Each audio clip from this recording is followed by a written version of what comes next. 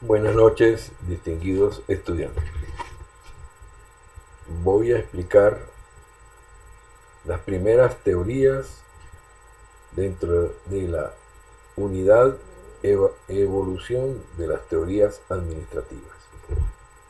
La primera teoría y la segunda, que es la primera, la teoría de la administración científica, y la segunda, la teoría clásica, las ensambló el señor Chaverato en un enfoque denominado por él clásico o tradicional. Ese conglomerado de esas dos teorías, pues es interesante, porque ambas teorías fueron fomentadas por ingenieros. La primera teoría fue la administración científica, fomentada por el señor Taylor, en el que se hizo énfasis en las tareas.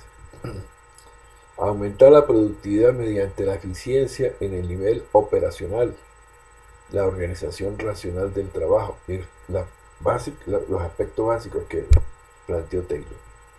Pero la segunda teoría fue fomentada por el señor Fayol, y él hizo énfasis en las estructuras que planteó básicamente Fayol, pues el proceso administrativo y aumentar la eficiencia de la empresa a través de la forma y disposición de los órganos componentes de la organización.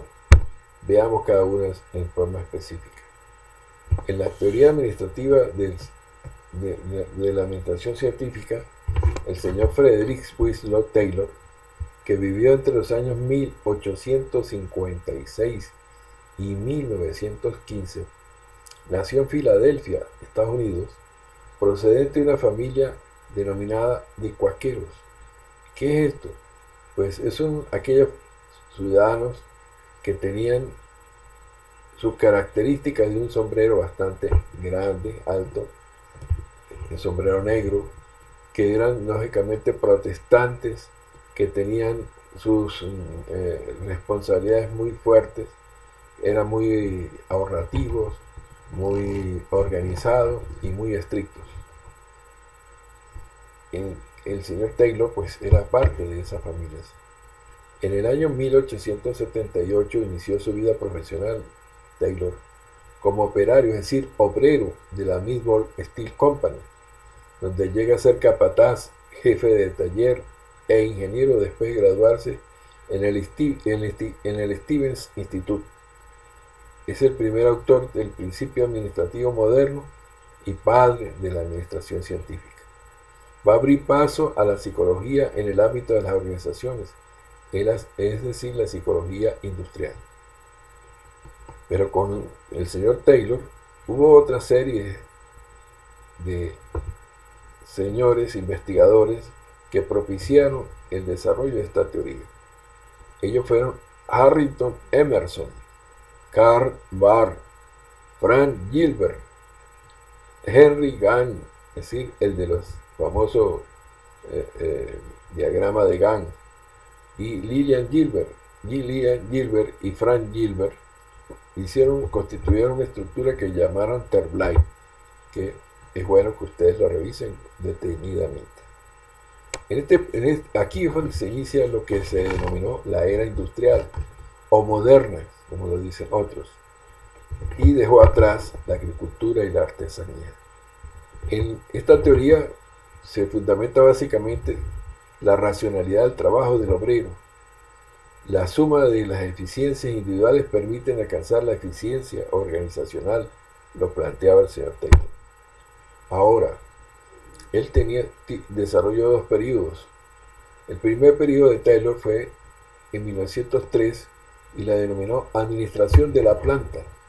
Abordaba las técnicas para racionalizar el trabajo de los obreros por medio del estudio de tiempos y movimientos, minimizando tanto los tiempos de ejecución de cualquier tarea como los movimientos para hacerlo. Comprobó que el obrero promedio producía por debajo de su capacidad potencial. Asimismo, el obrero más productivo percibe que obtiene la misma remuneración que su colega, por lo tanto se hace menos productivo y produce menos de lo que podría hacer. De ahí que hay que pagar más al obrero más productivo. Y manifestó que los objetivos de la administración son pagar mejores salarios y reducir los costos de producción por unidad. Segundo, se deben aplicar métodos científicos para establecer procesos estandarizados que permitan controlar las operaciones. Y tercero, deben seleccionarse con base científica a los trabajadores. Es decir, los trabajadores deben seleccionarse para el cargo y no el cargo para los trabajadores.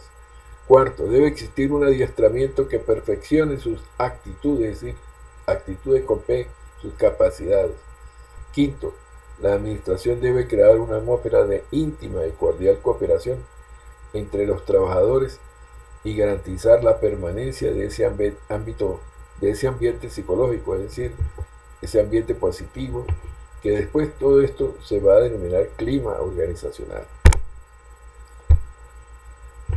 El segundo periodo de Taylor fue en 1911, denominado Principios de la Administración Científica. Planteaba que la empresa como un todo, la organización científica del trabajo, reemplazar métodos de trabajo ineficientes, selección y entrenamiento del trabajador, personal adecuado a su capacidad, cooperación entre directivos y operarios, sueldos justos, trabajo eficiente, responsabilidad y especialización de los gerentes en planificación del trabajo. Y así podemos ver que en esa división del trabajo se presentaba que los gerentes harían un trabajo mental, es decir, principalmente estandarizar las tareas, en tanto que los operarios u obreros trabajo manual. Esto es la división racional del trabajo. La teoría de la administración científica planteó fundamentalmente esta visión. A esta corriente se llama administración científica por la racionalización que hace de los dos métodos que anteriormente hemos explicado. Esos dos métodos de ingeniería aplicados a la administración, y debido a que desarrollan investigaciones experimentales orientadas hacia el rendimiento del obrero. Luego entendió que debía ir acompañada de una estructura general que hiciera congruente la aplicación de sus principios a la empresa como un todo. De ahí en adelante centró sus estudios sobre la administración general sin dejar el interés por el obrero. A esto lo denominó administración científica.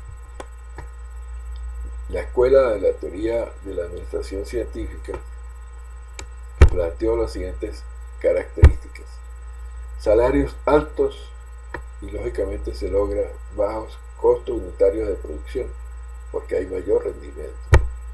Aplicar métodos científicos al problema global con el fin de formular principios y establecer procesos estandarizados.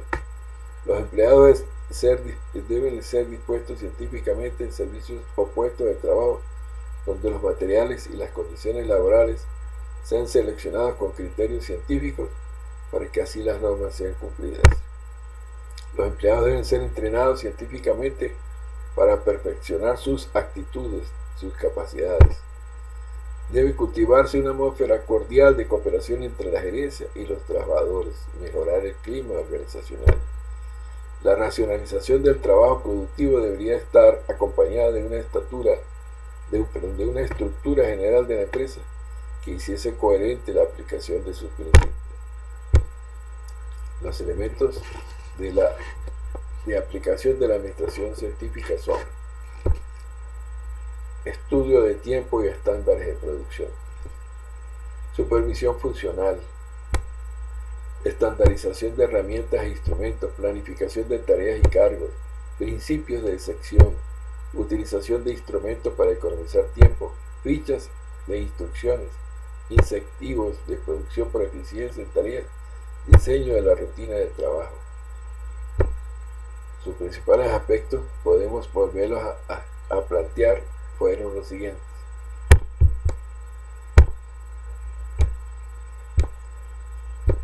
análisis del trabajo y estudio de los tiempos y movimientos, es decir, estudiar el trabajo de los operarios, descomponerlo en sus movimientos elementales.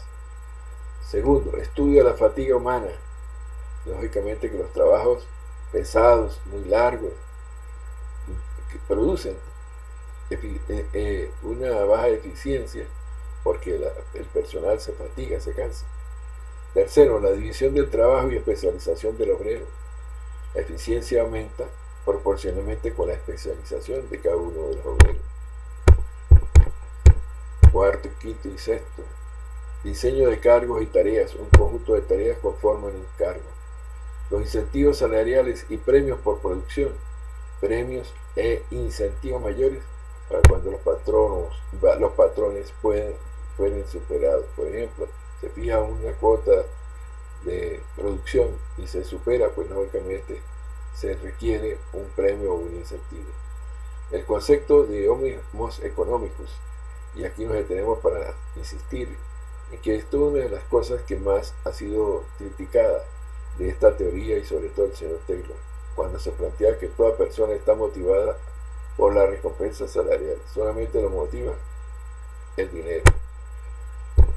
Aquí también me tengo para reflexionar que en la situación actual del país, pues lógicamente uno de los factores que más influye es en la parte económica, porque permite al trabajador obtener mayores ingresos y mejorar las condiciones de la familia, poder comprar las cosas que están establecidas como básicas. Así, por ejemplo, si analizamos la pirámide de Maslow, vemos que las necesidades básicas están abajo, en la base de la pirámide, y esas son lógicamente la alimentación, la salud, el sexo, etcétera, etcétera. Y aquí continúan los principios, los principales aspectos, perdón. El séptimo, condiciones ambientales de trabajo. A mejores condiciones, mayor eficiencia. Octavo, racionalidad del trabajo. Gann afirma que crear un buen ambiente le permite obtener mayor colaboración de sus trabajadores. Y es lógico. Cuando hay un ambiente agradable, mayor ventilación, mayor iluminación, más comodidades, la persona se siente más compenetrada con su labor. Noveno, estandarización de métodos y de máquinas. Planteaban lógicamente tratar de estandarizar la cantidad de actividades que podían desarrollar a través de un proceso específico, y para ello pues entonces se establecían los métodos y se establecían los equipos, las herramientas, las máquinas que podían permitir desarrollar ese proceso. Viene otro aspecto, que es la supervisión funcional. Las funciones del supervisor deben desconcentrarse de tal manera que podemos ver, en el caso por ejemplo de la UNED, yo dependo del departamento de electrónica, pero damos actividad académica en distintas otras carreras, no solamente en electrónica, sino en mecánica, en industrial, en arquitectura, etc. Podemos entonces resaltar que el señor Taylor planteó tres aspectos básicos. Regla por la ciencia, armonía más que discordia. Reglas por la ciencia, armonía más que discordia. Cooperación entre los seres humanos en vez de individualismo caótico. Trabajar en busca de una producción máxima en vez de una producción restringida. Y el desarrollo del empleado para su prosperidad y el de la compañía. La segunda teoría fue la teoría clásica del señor Henry, que fomentó fundamentalmente el señor Henry Fayol, que vivió entre los años 1841 y 1925. Fundador de la teoría clásica, nació en Constantinopla, después se llamó Bizancio y luego Estambul, y falleció en París, y se graduó en ingeniería de minas a los 19 años. La teoría clásica concibió a la organización como una estructura. Su objetivo es la búsqueda de la eficiencia de las organizaciones, y sus aspectos fundamentales fueron la división del trabajo, la aplicación de un proceso administrativo y la formulación de criterios técnicos. Este es un planito de Europa. Y aquí entonces tenemos cuáles fueron los aspectos básicos que planteó el señor Fayol. Las reglas o deberes que él ya denominó Él lo planteó en su principio en planificar, organizar, dirigir, coordinar y controlar. Ya hemos dicho que después el señor Drucker lo modificó y quitó la coordinación. Y los principios para realizar estas reglas que anteriormente citamos es la división del trabajo, autoridad y responsabilidad, disciplina, unidad de mando, unidad de dirección, interés general sobre lo individual, justa remuneración, delegación versus centralización, jerarquías, orden, equidad, estabilidad del personal, iniciativa, espíritu de equipo. El señor Fayol planteó su teoría en 1916 en Francia y se difundió con mucha rapidez por toda Europa. Fayol expuso su teoría de la administración en su famoso libro Administración Industrial y General, publicado en París en 1916, y Fayol estructuró su teoría en 5 puntos, que fueron los siguientes. Primero, presentó las 6 funciones básicas o operaciones de la empresa. Aclaró funciones administrativas y definió conceptos de administración. Demostró la proporcionalidad de las funciones administrativas. La jerarquía se reparte por toda la empresa y no son privativas de la alta gerencia. Y diferenció los conceptos entre administración y organización y estableció los principios generales de la administración.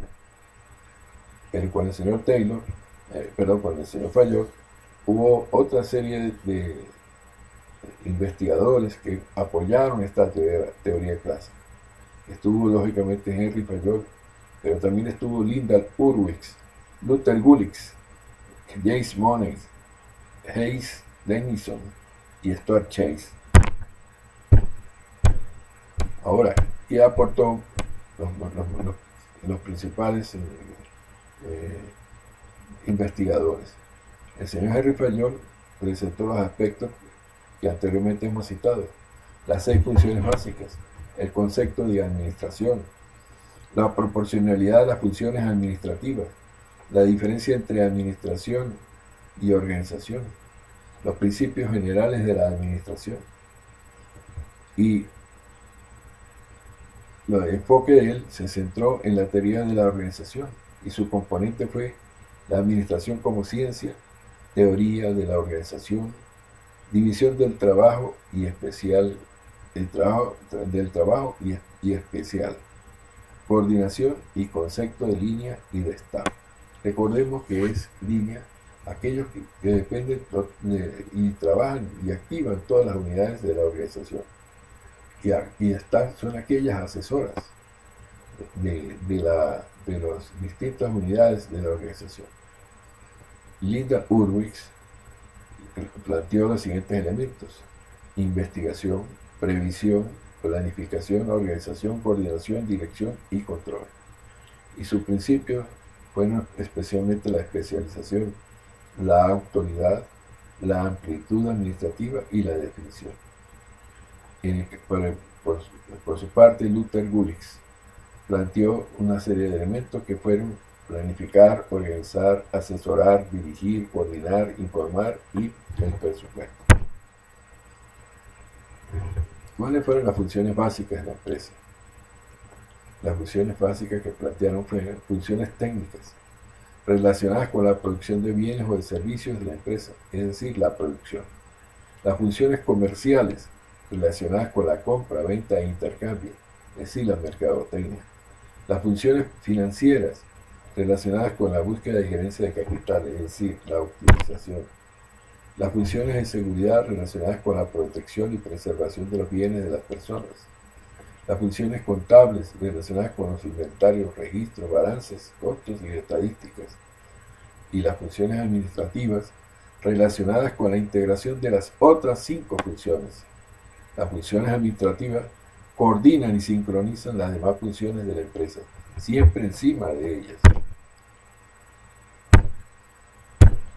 Las funciones administrativas no se concentran en la cima, se distribuyen de manera proporcional en todos los niveles jerárquicos. A medida que se desciende en la escala jerárquica dentro de esa pirámide de la organización, aumenta la proporción de otras funciones y a medida que se asciende aumentan las funciones administrativas. Fayol afirma que las capacidades técnicas de la empresa son de las personas situadas en los niveles inferiores, es decir, en la base de la empresa, la base de la pirámide de la empresa, en tanto que las capacidades administrativas corresponden a los altos directivos, es decir, hacia la pirámide, hacia el vértice de la pirámide de la empresa. Y las funciones que ya hemos insistido que planteó el señor Fayol fue planificar, organizar, coordinar, dirigir y controlar. Y que después el señor Peter Drucker la modificó y la redujo a planificar, organizar, dirigir y controlar. Y podemos ver en la gráfica que las funciones administrativas fundamentalmente se acentúan hacia el vértice de la pirámide, es decir, hacia el alto nivel de la administración, y que las funciones no administrativas, es decir, las funciones operativas, van hacia la base de la organización, es decir, de la base de la pirámide que muestra que se produce en la organización. Luego viene la teoría de las relaciones humanas o escuela humanística. El principal propiciador de esta teoría fue el señor George Elton Mayo, que fue un señor que vivió entre los años 1880 y 1949. Fue psicólogo, sociólogo y teórico de la organización empresarial y nació en Adelaida, Australia. Las 4 principales causas del surgimiento de esta teoría son las siguientes: la necesidad de humanizar y democratizar la gerencia, liberándole a los conceptos rígidos y mecanicistas de la tarea que lo propicia la teoría de la administración científica y de la estructura que fomentaba o que fomentó la teoría estructuralista o clásica de Fayol. El desarrollo de la ciencia humana, principalmente de la psicología, y la otro aspecto que fomentó esta teoría fue la idea de la filosofía de John Dewey y de la psicología dinámica de Kurt Lewin, fundador de la que este último fue fundador de la psicología social. Fueron fundamentales para el humanismo en la administración. Wilfredo Federico Damaso Pareto, junto con las anteriores, contribuyeron en la teoría que Elton Mayo fundó. Las conclusiones del experimento de actor que vamos a explicar ahora, realizado entre los años 1927 y 1931, donde pusieron en jaque los primeros postulados de la teoría clásica y de la administración científica. ¿Qué consistió este experimento de actor? Pues fue desarrollado en un barrio de Chicago, el barrio de Actor, y denominado Actor. Y eso aconteció en 1924, cuando la Academia Nacional de la Ciencia de los Estados Unidos efectuó una investigación para establecer la correlación entre la productividad y la iluminación en el centro de trabajo, con base a los supuestos de la administración científica que planteaba Taylor. Poco antes, Mayo había efectuado un estudio en una fábrica de textil con elevada rotación de personal. Rotación es que la persona se va de la organización, de un orden estrepitoso, del orden del 250% al año, donde se habían intentado sin éxito varios esquemas de incentivos salariales. Mayo introdujo un intervalo de descanso, delegó en los obreros los horarios de producción, es decir, que ellos mismos indicaran los horarios en el cual podían producir, y contrató una enfermera para atenderlos, para ayudarlos, apoyarlos ante cualquier vicisitud de cualquier enfermedad.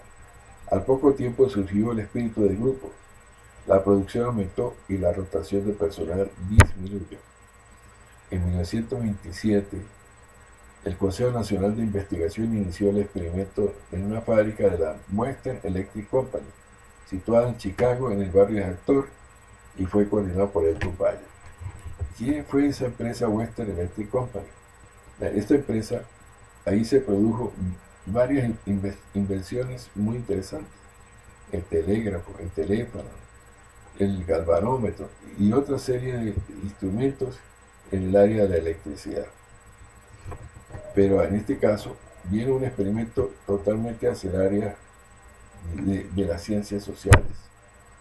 Se inició el experimento tratando de constatar la relación de iluminación-productividad indicada por Frederick Winslow Taylor. La primera fase de esta investigación, fueron las siguientes. Dos grupos de trabajadores ejecutaban la misma operación en condiciones idénticas. Un grupo de observación trabajaba bajo intensidad variable de luz, mientras que un grupo de control trabajaba con intensidad constante. Se pretendió con esto conocer el efecto de la iluminación sobre el rendimiento de los operarios. Se descubrió que reaccionaban a la experiencia de acuerdo a sus suposiciones personales. Factor psicológico. ¿En qué consistía? En que decían que iban a aumentar la iluminación, cosa que no hacían, y ellas seguían aumentando la productividad. Se comprobó la preponderancia del factor psicológico sobre el fisiológico y las condiciones psicológicas afectaban la eficiencia de los trabajadores. Luego de esta primera experiencia, los científicos decidieron eliminar el factor psicológico y pasaron a la siguiente experiencia, la verificación de la fatiga. ¿En qué consiguió la segunda fase? La segunda fase consistió en realizar en 1927 y se utilizaron 6 jóvenes promedio, ni novatas ni expertas. La sala de pruebas estaba separada del resto del departamento por una división de madera, es decir, un tabique. La investigación con el grupo experimental se dividió en 12 periodos para poder observar cuáles eran las condiciones de rendimiento más satisfactorias. Los jóvenes manifestaron trabajar en la sala de pruebas porque era divertido y la supervisión les permitía trabajar con más libertad y menos ansiedad. El ambiente amistoso y sin presiones les permitía conversar, lo que aumentaba la satisfacción en el trabajo. No había temor al supervisor, a pesar de existir mayor supervisión en la sala de pruebas que en el departamento. Hubo un desarrollo social del grupo experimental. Las jóvenes se preocupaban por las otras, acelerando su producción cuando alguna se mostraba cansada. Es decir, había solidaridad de grupo y unas se apoyaban con las otras. Y finalmente, el grupo desarrolló liderazgo y objetivos comunes. La tercera fase se empezó en septiembre del 28 y se inició un programa de entrevistas. Las entrevistas permitieron obtener un mayor conocimiento sobre sus actitudes, es decir, su disposición, su interés y sentimientos, opiniones de su trabajo y del trato que recibían, e igualmente recabar sugerencias que pudiesen ser aprovechadas en el entrenamiento de los supervisores. Homans destaca que el programa de entrevistas reveló la existencia de una organización informal con el fin de protegerse contra aquellos que consideraban amenazas de la administración contra su bienestar. La organización informal los mantenía unidos entre sí mediante una cierta lealtad. ¿Qué es eso de esa organización informal? Son aquellas que surgen entre las relaciones que se presentan entre los distintos trabajadores de una empresa. Por ejemplo, los que forman parte o constituyen algún equipo deportivo, o aquellos que se encuentran en una actividad específica durante cierta hora del día y todos los días. Ahí empieza a haber una camaradería y empieza a surgir una serie de relaciones que dan pie a esa organización que ha sido denominada organización informal. En conclusiones, podemos afirmar los siguientes aspectos. Que la experiencia de actor planteó que el nivel de producción es resultante de la integración determinada por las normas sociales y las expectativas que lo rodean. El comportamiento social de los trabajadores plantea lo siguiente: el comportamiento del individuo se apoya totalmente en el grupo. La administración no puede tratar por separado a los trabajadores, necesita tratarlos como miembros de grupos de trabajo sujetos a influencias sociales de estos grupos. Las recompensas y sanciones sociales. Esta se presenta, el comportamiento de los trabajadores está condicionada a normas y estándares sociales. Mayo y sus seguidores, a diferencia de Taylor en sus Homus económicos, creían que las motivaciones económicas eran secundarias en la determinación del rendimiento del trabajador.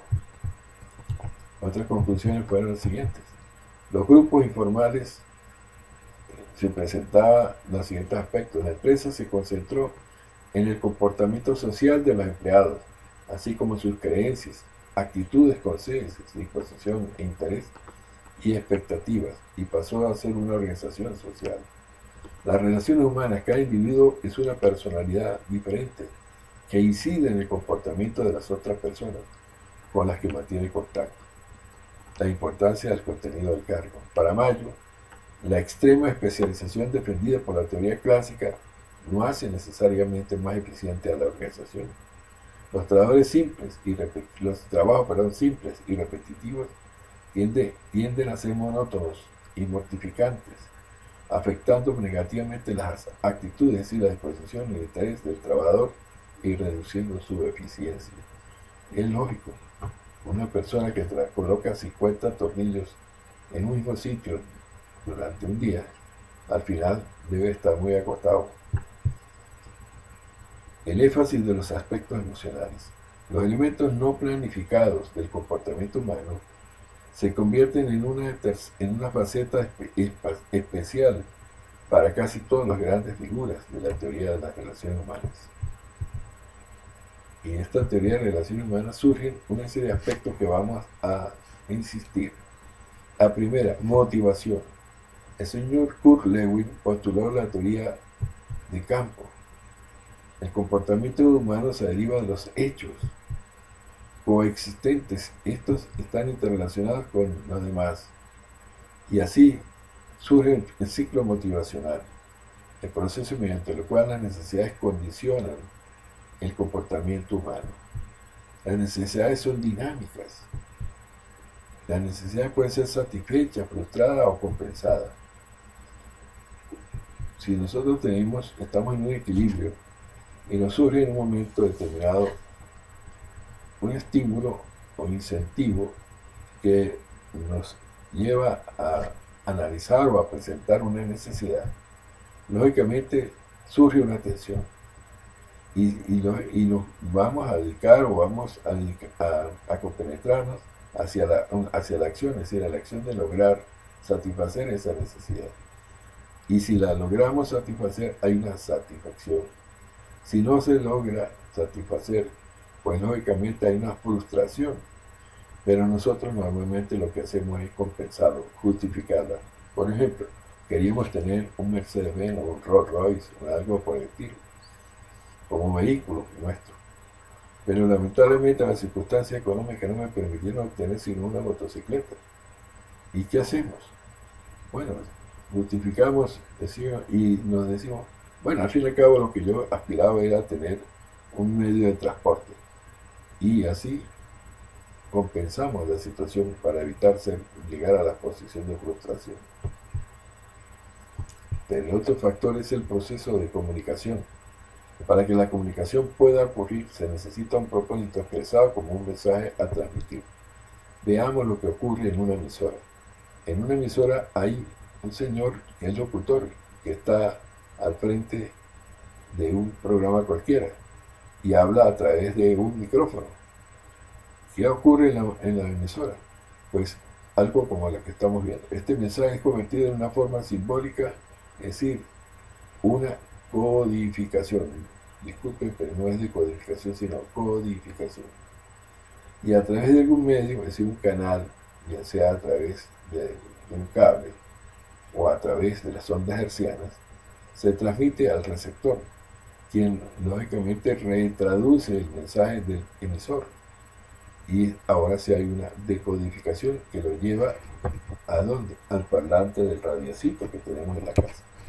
Entonces, el señor que habla en la emisora por el micrófono La emisora que tiene un amplificador y lógicamente es una emisora de amplitud modulada o de frecuencia modulada, envuelven esa señal para transportarla, bien sea a través de conductores o a través, por ejemplo, internet o a través de las ondas hertzianas, las emisoras que normalmente hemos conocido, y llegan a un radioreceptor, a un radiocito, quien lógicamente hace todo el proceso de codificar, es decir, de transformar esa señal, quitarle las envolventes en amplitud o frecuencia y llevarlo hasta el parlante en el cual nosotros escuchamos. Pero esto no es solamente desde el punto de vista de una emisora, no, es que puede ser cualquiera, puede ser que tengamos cualquier información que mandamos a través de un oficio, de un memorándum, de cualquier cosa, y lógicamente se manda a través de un emisario, a través de internet, etcétera, etcétera. El resultado es una transferencia del significado de una persona a otra. Y así tenemos una fuente, hay un mensaje, hay una codificación. ¿Qué es la codificación de un mensaje? Bueno, redactarlo, prepararlo, escribirlo. ¿Y qué es el canal? El canal es enviarlo a través de cualquier medio. Y luego viene la persona que lo lee, lo revisa, lo analiza. Y lógicamente ese es el receptor. Y lo normal es que debería haber una relimitación para evitar que no se entienda perfectamente lo que se está transmitiendo. Pero hay distintos métodos de comunicación. Está el método oral, discursos, discusiones formales entre dos y en grupo, y en la fuente de discusión informal o el rumor. También está lógicamente la comunicación escrita, memorándum, cartas, periódicos, etc. También tenemos la comunicación no verbal, que fundamentalmente está en las expresiones corporales que hacemos. Y finalmente los medios electrónicos, los teléfonos, los circuitos de televisión, cerrados, computadoras, es decir, a través de las redes sociales, etcétera, etcétera. Y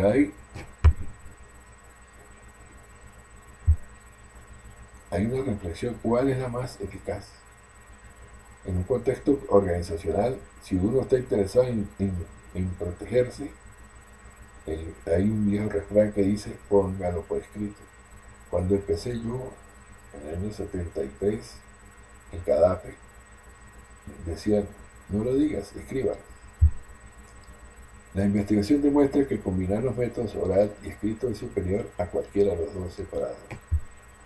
Pero, sin embargo, la gente recuerda más las comunicaciones orales, por la gesticulación y todas las demás cosas que la persona presenta cuando dice las cosas. La comunicación organizacional es más compleja que la comunicación interpersonal, porque incluye roles y la jerarquía de la autoridad.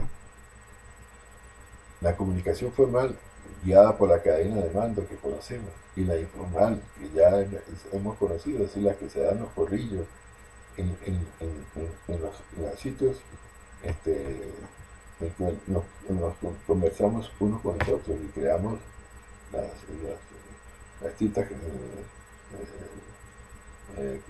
fábulas o cualquier tipo de información no adecuada. Ahí, lógicamente, la dirección del flujo que puede ser descendente, es decir, en el caso de los oficios, los memorandos, o puede ser ascendente, como los informes. Y, lógicamente, hoy en día prevalece más la lateral, que nos permite comunicarnos con los otros departamentos en el nivel en el cual nosotros nos encontramos, mandando copia hacia nuestro superior y al superior al que nos dirigimos. Viene otro aspecto hacia la comunicación y hacia la motivación, que es el liderazgo. Esta teoría reconoció y comprobó la enorme influencia que ejerce el liderazgo en el comportamiento de las personas. Es el que influye en sus colaboradores para lograr los objetivos. Desde la perspectiva de los autores de la teoría de las relaciones humanas, se puede ver de la siguiente manera. Liderazgo como fenómeno de influencia personal es la influencia interpersonal ejercida en una situación orientada a la consecución de uno o varios objetivos mediante el proceso de comunicación humana. como proceso de reducción de la incertidumbre de un grupo. Las cualidades demostradas por un individuo dependen no solo de sus propias características, sino de las situaciones en que se encuentra. Liderazgo. Liderazgo como relación funcional entre el líder y los colaboradores. La vida de cada persona se puede ver como una lucha continua por satisfacer necesidades, aliviar tensiones y mantener el equilibrio. En nuestra cultura, las relaciones con otras personas y grupos sociales satisfacen la mayor parte de las necesidades individuales. Para una persona, el proceso de relaciones con otras personas significa un proceso activo y no pasivo para satisfacer las necesidades. El liderazgo como relación funcional entre el líder, los colaboradores y las variables de la situación. Ahí, lógicamente, el liderazgo eficaz. Ya sabemos lo que es eficacia y lo que es eficiencia. La eficacia es lograr las cosas. Un líder eficaz es quien consigue que sus seguidores hagan algo, pero la eficacia de un líder está en su capacidad para hacer la actividad de manera de expresarla y hacerla que es significativa.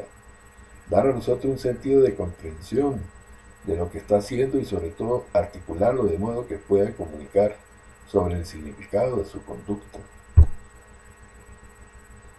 Hay un liderazgo instruccional que fundamentalmente se presenta en la educación, pero que a veces es muy bueno que nosotros lo recordemos, porque todos hemos y somos estudiantes.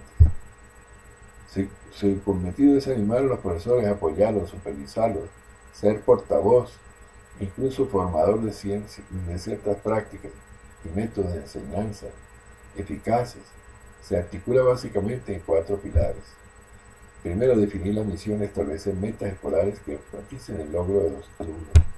Segundo, gestionar las funciones de producción educativa, coordinar el currículo, promover enseñanza de calidad, llevar a cabo evaluación y valoración de los docentes, ajustar materiales de enseñanza con metas curriculares, distribuir y proteger el tiempo escolar y controlar el progreso de los alumnos. 3. Promover un clima de aprendizaje académico estableciendo expectativas y estándares positivos elevados de conducta y rendimiento académico del alumno, proporcionar incentivos al alumno, así como promover el desarrollo profesional no aislado de la práctica instructiva. Y 4. Desarrollar una cultura en la escuela caracterizada por un ambiente seguro y ordenado, oportunidades para el desarrollo significativo.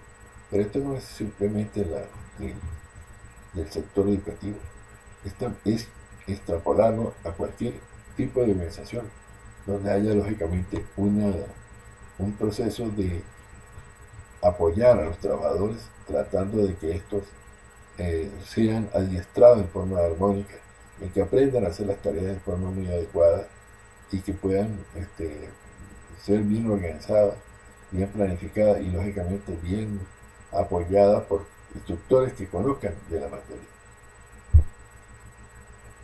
Hay otro tipo de liderazgo, que es el liderazgo transaccional, es decir, la negociación. Tú me das, yo te doy. Y en eso se sostiene que las relaciones líder-subordinado se basan en una serie de cambios o pactos implícitos. Es un buen administrador que no pretende cambiar radicalmente el estado de las cosas.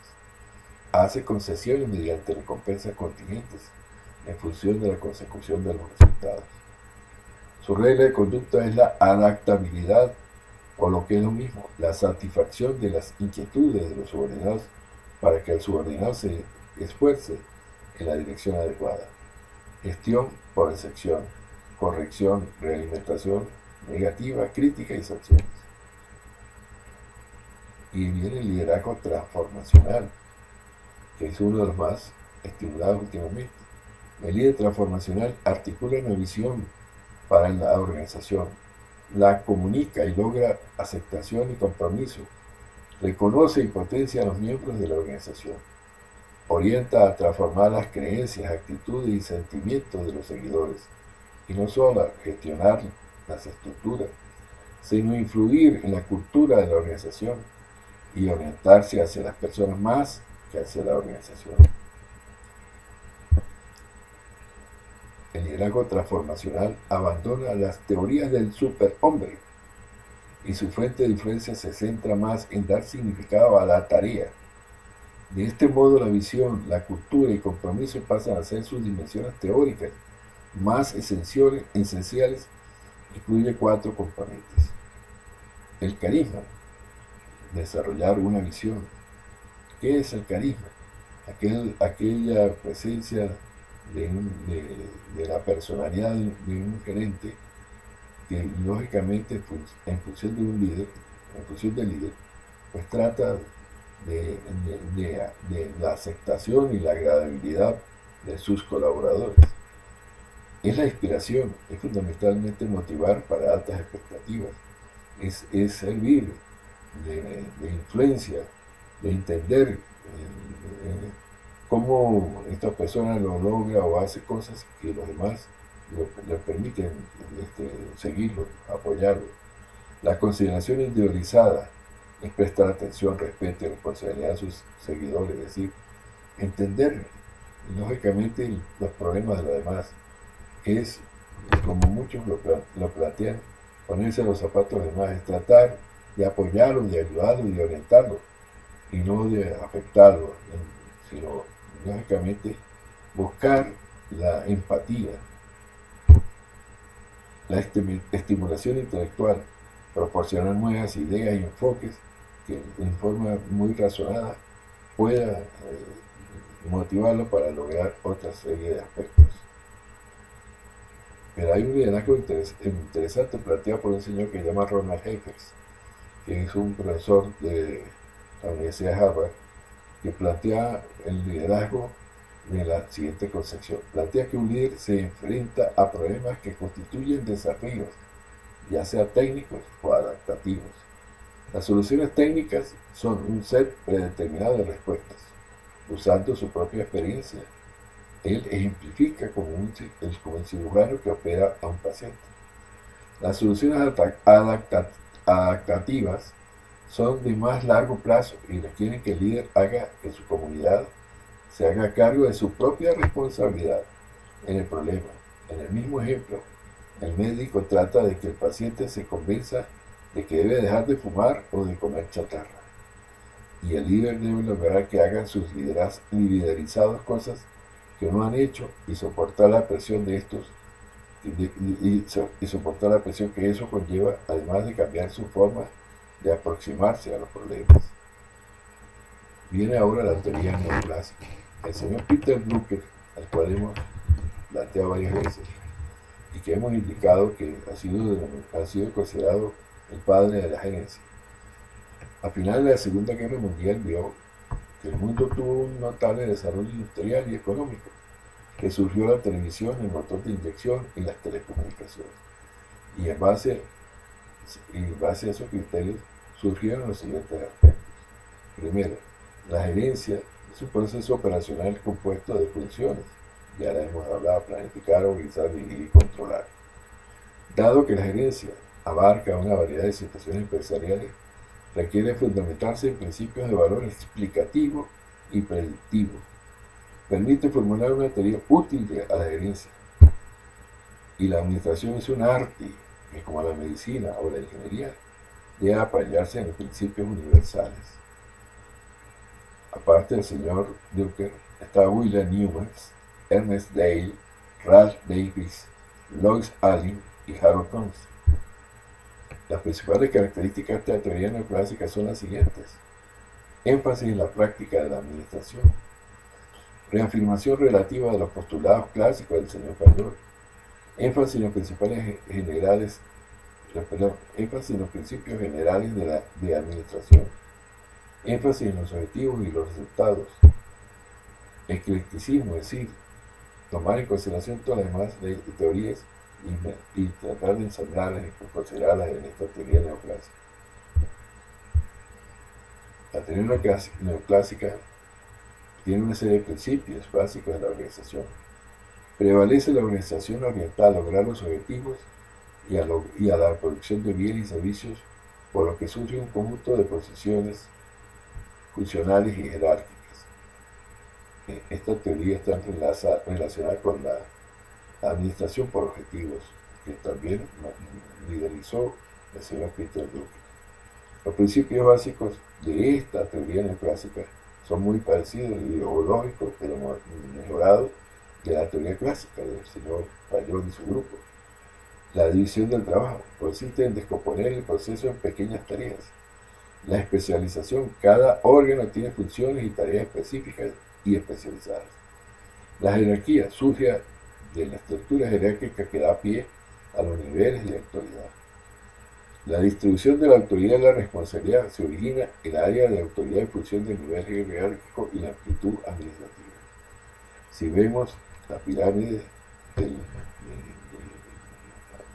de la organización, podemos ver que lógicamente que el nivel institucional es el alto nivel, es fundamentalmente los directores, que está el nivel intermedio, que son los gerentes y los jefes de unidades, y está en el nivel supervisorio, que son los niveles operacionales.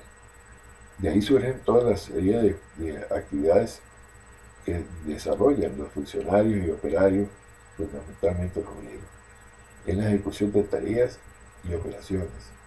La administración pues tiene estos tres niveles fundamentales: institucional, intermedio y operacional. Ahora viene la teoría burocrática.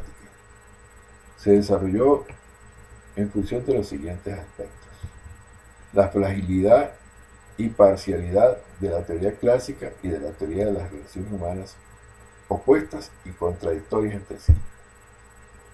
Un modelo de organización racional capaz de caracterizar todas las variables involucradas y de sus trabajadores.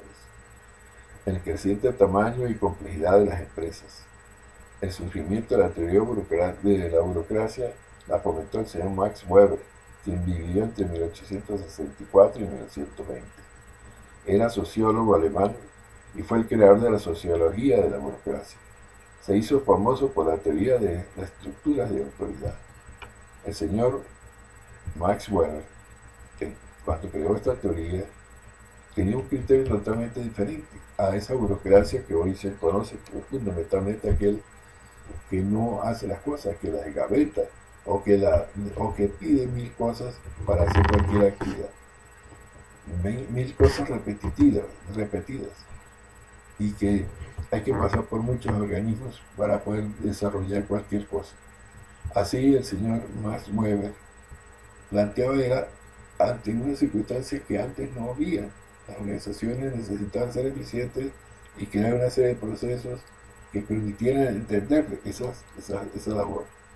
Así el señor Max Weber y su grupo planteó los siguientes aspectos: la burocracia es una forma de organización humana que se basa en la racionalidad, es decir, en adecuar los medios a los objetivos pretendidos con el propósito de garantizar la máxima eficiencia posible para alcanzar esos objetivos.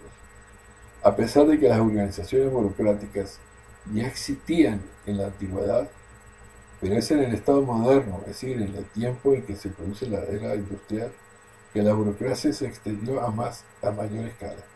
Max Weber creó el concepto de burocracia con base a la sociología política. Además de la administración pública, abarcaba a todas las instituciones sociales. Solo un tipo burocrático de organización podría cargar con la enorme complejidad y tamaño de las tareas. La superioridad de la organización burocrática fue su supremacía técnica sobre cualquier otra forma de organización. Grandes organizaciones utilizaron el modelo burocrático, como la General Motors, la Philips, la Sears, la Ford, etc. El señor Max Weber planteó los siguientes conceptos de burocracia. El concepto burocrático para Max Weber es la organización eficiente por excelencia. Para lograr esa eficiencia, la burocracia necesita carácter legal de las normas y reglamentos, es decir, crear en cada una de las organizaciones unas normas y unos reglamentos. El carácter formal de las comunicaciones, cómo se deben desarrollar esas comunicaciones. Estos aspectos han sido rotos fundamentalmente en distintas organizaciones, donde la comunicación tiene una mayor informalidad que formalidad. Carácter racional y división del trabajo, y la impersonalidad en las relaciones. la jerarquía de autoridad, la rutina y procedimientos estandarizados, la competencia técnica y meritocrática, la especialización de la administración, la profesionalización de los trabajadores y la completa previsión del funcionamiento. Eso da una máxima eficacia con el menor costo posible. Esta teoría burocrática no fue solamente promovida por el señor Max Weber, también con Robert Merton, Felix Sassny, Alvin Goldner, Richard Hall y Nikos Noxil. La teoría burocrática pues insiste en la racionalidad burocrática, y la racionalidad implica adecuación de los medios más eficientes a los fines que pretende la organización y no la de sus miembros. En el contexto burocrático esto significa eficiencia.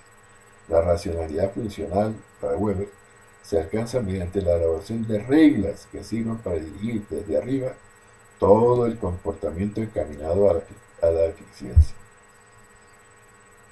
Las ventajas de la burocracia son los siguientes aspectos: racionalidad en el logro de objetivos de la organización, interpretación y rapidez en las decisiones, interpretación de las labores a desarrollar, uniformidad de rutinas y procedimientos, capacidad del personal, reducción de los conflictos entre los trabajadores y los jefes, firmeza de las decisiones y confiabilidad en las funciones a desempeñar.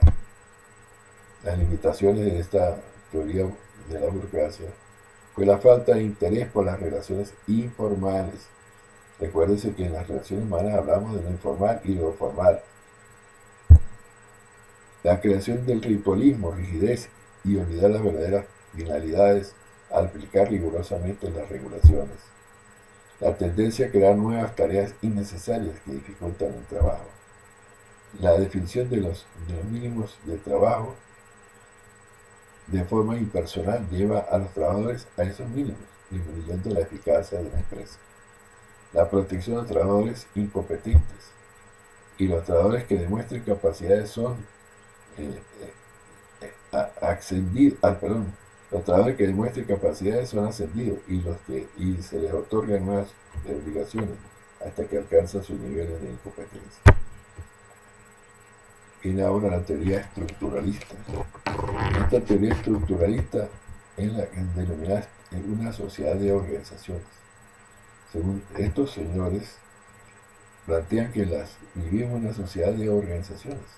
Según los estructuralistas, la sociedad industrial moderna es una sociedad de organizaciones, de las cuales depende el hombre para nacer, vivir y morir. Las organizaciones son estructuras y procesos presentes su estructura y proceso presenta un alto grado de complejidad debido al tamaño, operaciones y a las características personales de los participantes.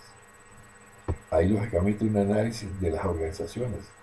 El enfoque múltiple utilizado por esta teoría abarca los siguientes aspectos: la organización formal y la informal, las recompensas salariales y materiales, así como las sociales y las simbólicas, las diferentes enfoques de la organización, sobre todo el modelo racional de organización, la diversidad de organizaciones, el análisis intraorganizacional y el interorganizacional, intraorganizacional dentro de la organizacional, entre la organización, y la interorganizacional entre las organizaciones. El medio deliberado y racional para alcanzar las metas conocidas es lógicamente esta idea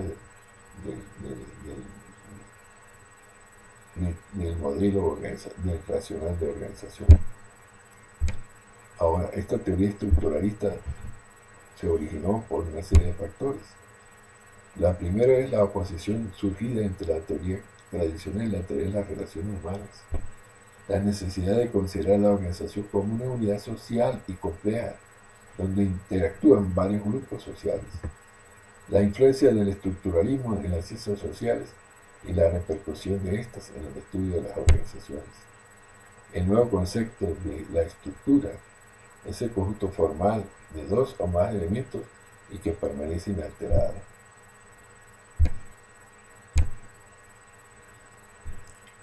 La teoría estructuralista lógicamente tuvo sus fomentadores o propiciadores y fundamentalmente Max Weber a través del estructuralismo fenomenológico y del Karl Marx a través del estructuralismo dialéctico.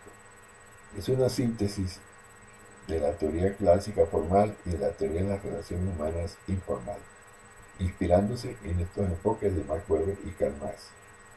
Emile Durkheim es el sociólogo clave en la constitución de la sociología de la educación como un campo autónomo de análisis social. Fue el único de los padres fundadores de la sociología que reflexionó de un modo explícito y extenso sobre la educación. Vivió entre el año 58 y 1917, 1858 y 1917. Quienes concibieron, concretaron esta teoría estaban James Thomson, Victor Thomson, Amitai Elcione, Peter Bloom, David Silis, Button Clegg y James Bell.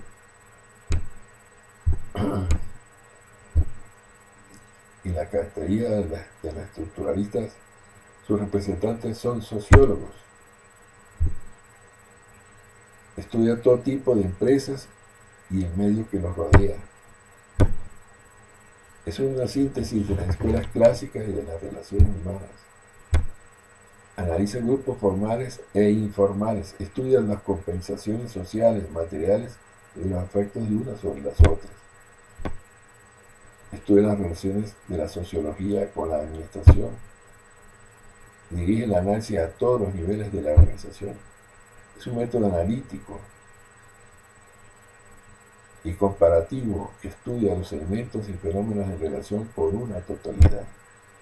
Implica el análisis interno de los elementos constitutivos de un sistema, permitiendo compararlos. Y puede aplicarse a diferentes áreas del campo laboral. Estudia todos los factores que intervienen en una sociedad industrial. Es un campo definitivo dentro de la cultura organizacional. La característica de personalidad que interviene es en un desarrollo organizacional y es capaz de generar un nuevo concepto de ambiente, cultura, cambio, desarrollo y estructura que lo vamos a enfatizar más en el comportamiento organizacional. Hay una coordinación de diferentes actividades, efectuar intercambio de ideas con los trabajadores, organización multifacética y por número de formaciones sociales complejas, las empresas, los hospitales, las prisiones, las escuelas, las universidades, los departamentos administrativos. Todas estas son organizaciones complejas. Actúa en determinado ambiente que vamos a analizar y es una forma de ordenación y dinámica social. La organización como modelo estructural debe ser flexible ante constantes cambios de vida moderna. Debe tener paciencia ante las frustraciones, desgaste emocional derivado de las necesidades organizacionales humanas. Hay capacidad de diferir las recompensas a las preferencias y vocaciones personales por otro tipo de actividades profesionales. El permanente deseo de superación garantiza la conformidad y cooperación con las normas que controlan y aseguran el acceso a los puestos de trabajo. Aquí surge lo que ha denominado el hombre organizacional, el cual ejerce diferentes roles en las organizaciones. Planteamos pues que hay el análisis de las organizaciones desde el punto de vista estructuralista se inicia un enfoque múltiple del cual abarcó primero la organización formal y la informal, las recompensas materiales y sociales, los diferentes enfoques de la organización. Se estudian los dos modelos, el racional y el natural. Diferentes niveles de organización se diferencian por el poder, es decir, por la jerarquía de autoridad, la diversidad de organizaciones y el análisis intraorganizacional, sistema cerrado dentro de la organización, e interorganizacional, relación con otras organizaciones, ambiente abierto, sistema abierto. Las organizaciones viven en un mundo humano, social, político, económico, legal y existe en un contexto denominado ambiente. Este ambiente está constituido por las demás organizaciones que forman la sociedad. Ese es un ambiente externo a la organización. Una organización depende de otros para avanzar y alcanzar sus objetivos. Cada organización necesita desarrollar estrategias para enfrentar el ambiente. Debe haber una competencia, ajuste o negociación también. Y lógicamente una cooptación, es decir, tomar a aquellos funcionarios de otras organizaciones muy importantes que nos puedan aportar ideas y mejorar la actividad dentro de la organización. La coalición es decir, unirse con otras organizaciones, formar una alianza. Y lógicamente hay un ambiente interno, el ambiente de tareas, en el cual, pues, como podemos ver en la gráfica, hay una serie de proveedores, está la organización, están los competidores, están las entidades reguladoras, que es el gobierno, y fundamentalmente toda esta serie de actividades para satisfacer las necesidades de los clientes. Pero también hay un ambiente general. Las organizaciones deben estar ligadas necesariamente a la ética, a la tecnología, a las culturas y a los factores económicos, denominados aspectos sociales. Y lógicamente también tiene que estar en relación con aspectos políticos y legales, y básicamente con los factores económicos. Una organización tiene que estar en esta correlación, en ese ambiente general de la organización. Bueno, muchas gracias. Muy amable.